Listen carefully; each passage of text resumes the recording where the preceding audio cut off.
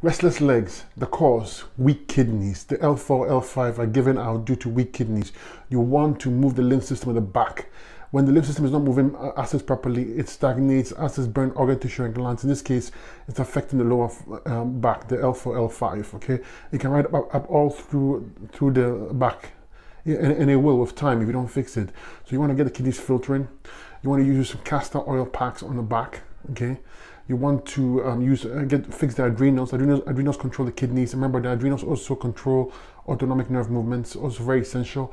The nerve ganglia on the hips, okay?